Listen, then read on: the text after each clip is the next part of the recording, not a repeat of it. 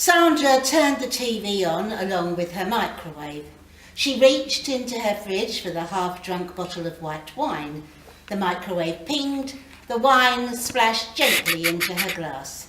The news presenter rabbited on. Election day tomorrow, yada yada. It had been the only thing in the news for what felt like months, decades.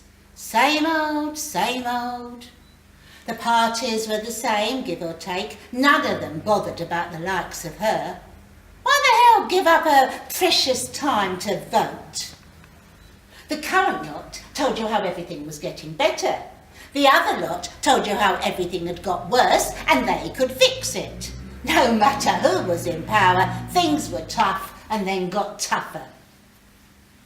She retrieved a fork, put the microwave meal on a plate and flipped channels to one of the soaps. She settled into the sagging armchair in the corner of the open plan room. After a day stacking shelves, she was knackered. What did Mr. Politician of any colour know about that? Soaps depicted people more like her, people who struggled on low wages and got laid off, people whose relationships broke down and who raised their kids alone.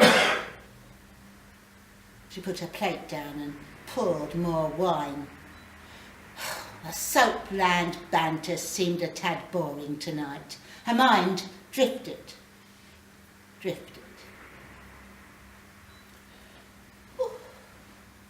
jerked awake. Her skin prickled.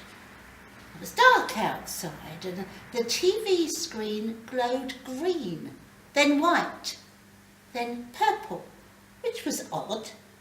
Must be a signal problem. Bleeding nuisance. Might it be time for bed? Yet surely she hadn't slept all evening. She glanced at the clock, which usually gleamed at her from the corner. The digits flashed, cycling through nonsense configurations. Well, that was screwed too. Had there been a power outage? She shivered. She had the unsettling sense of someone watching her. She'd lived on her own since her two girls had left for college, and being alone had never bothered her. Edge of vision, something caught her eye. Her heart beat overtime, and she stared determinedly at the TV. Don't be ridiculous. She forced herself to turn and look properly. Her figure was seated on the high stool at the breakfast bar and was looking down at her. Who are you? She asked. She felt uneasy, yet not as anxious as she ought to do. The figure was that of a woman, her age indeterminate, her shoulders and half her face draped in some kind of green, white and purple cloak, a gauzy affair that seemed to render the woman translucent. I doubt that you'd believe me, the woman said, her voice even and pleasant. Try me. Sandra had come across a lot in her time and prided herself on being worldly wise and unsurprisable. I'm a ghost, the woman said, and shrugged as if to acknowledge how absurd that sounded. The ghost of liberty hard won. Oh, don't be daft. I said that you wouldn't believe me. Sandra was not going to get drawn into this preposterous conversation. Would you mind leaving? She said, the words emerging a little feeble, given an intruder was sitting at her kitchen counter. Right now. I'd like to show you some things first, the woman said. What sort of things? She couldn't believe she was conversing with someone posing as an apparition. Come with me and see, the woman said, and held out her hand. The TV was cycling green, white and purple. Perhaps this would be entertaining. Well, what the hell? The woman's hand was cold but solid, nothing particularly ghost-like about it. Sandra felt a gut-dropping rush, like in a lift or on a fairground ride, a sense of not being firmly rooted to the ground, and she screwed her eyes tightly shut. Her feet reconnected with something solid. "You can open your eyes now," the woman said. Sandra found herself dressed in an old-fashioned long skirt, as was the woman beside her. She couldn't remember the last time she wore a skirt. She had certainly never ever worn a hat. Well, at least not with one with a wide straw brim held on by a ribbon. Between the heads of the crowd, she could see a racetrack. Well, why would a ghost bother appearing simply to take her to the races? Well, then, what would she know about ghost behaviour, if they happened to exist, which they didn't, obviously? She inhaled slowly, finding her breathing constricted by a tight, rigid band around her ribs. The air was thick with the smell of old wool and horses and not terribly well-washed bodies. She could hear the thunder of hooves and feel the vibration as the animals turned the bend towards them. And then, it all happened so quickly, a blur of confusion. She saw a flash of something white, heard the snorts of the horses as they reared and swerved in fright, saw the white slowly turn red. Dust settled on the scene. The horses stumbled back onto their feet and carried on, one without its rider. People crowded onto the track, forming a circle around the body. Sandra felt a pulse of anger. Why would this woman, ghost or whatever, take her to the races only for them to witness a violent death? It made no sense. The crowd buzzed with distress and indignation. The ghost woman was looking at Sandra. "You do know what this is," she said. Sandra shook her head. How could she be expected to...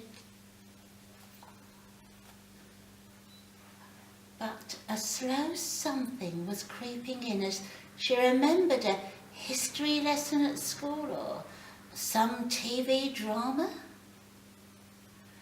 A suffragette had thrown herself in front of a horse, forcing the country's attention on the demand for votes for women. Emily Davidson. The name appeared, although she wasn't aware of having known it. The horse thing had always sounded so extreme. I don't understand," she said. If this was some kind of electioneering stunt, then it seemed rather over the top. It was hard to identify which party this ghost lady could possibly come from. The ghost, or whatever she was, looked down at her watch. Though it wasn't like anything Sandra had ever seen, the face cluttered with information. Could it be one of these eye watches, a time travel device? Sandra wanted to giggle. Hadn't ghosts heard of Einstein and relativity? "It'll have to be a bit of a whistle-stop tour," the ghost said. "Hold on." They then seemed to zip all over time and place, like in a fast-forwarded film. Images flashed along with snippets of talk. Pompous-looking men decreeing that women couldn't be allowed to do this or that. Endless claptrap about the weaker sex. Women working in appalling conditions and suffering abuse. Dying in childbirth, having their babies taken away. And women, strong and brave, standing up for their beliefs.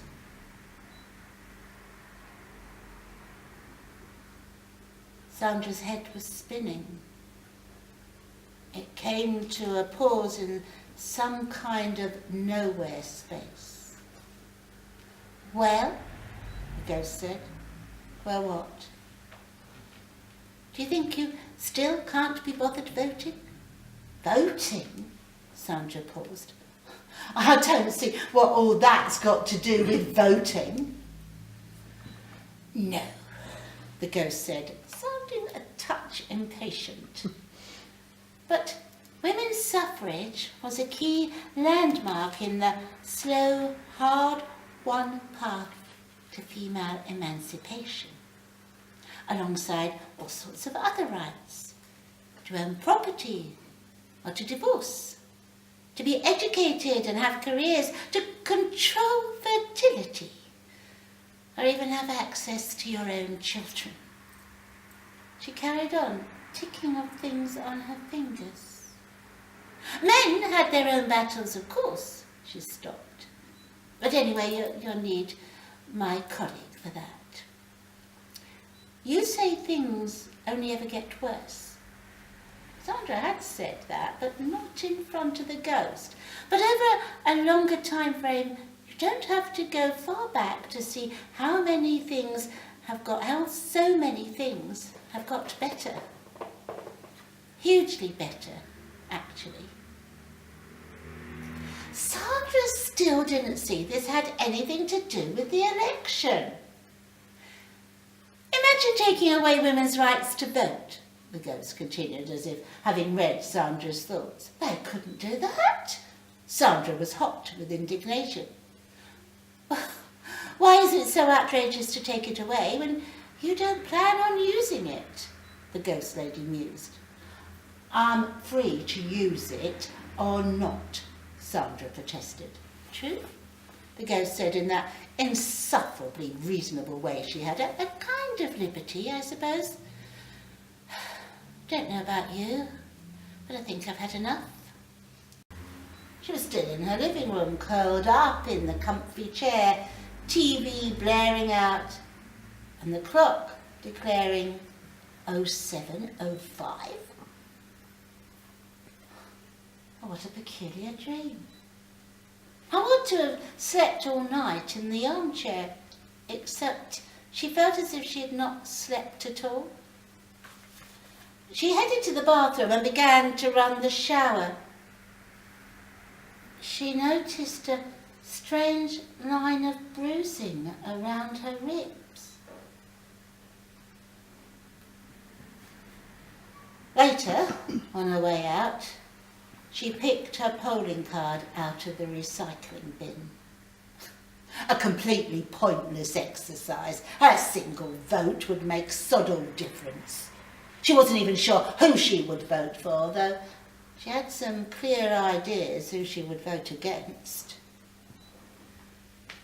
She could make her own tiny mark for a liberty that progressed only slowly, yet gradually accumulated into something more, if she could be bothered.